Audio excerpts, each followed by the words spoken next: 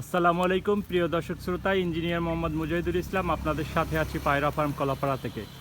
প্রিয় দর্শক শ্রোতা, আজকে 22শে মার্চ 2025 সাল, মাহে রমজানের 21 রমজান। আমরা নাজাতের প্রথম অংশে আছি।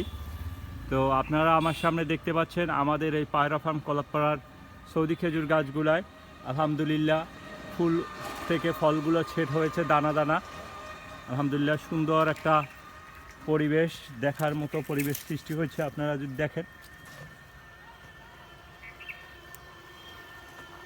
এইভাবে আস্তে আস্তে সব বাদাগুলোই ছেট হচ্ছে। তো আপনারা সৌদি খেজুর চাষ সম্বন্ধে জানতে চাইলে এবং যে কোনো তথ্য জানার প্রয়োজন মনে করলে আমাদের স্ক্রিনে দেওয়া ফোন নম্বরে আমাদের সাথে যোগাযোগ করতে পারেন।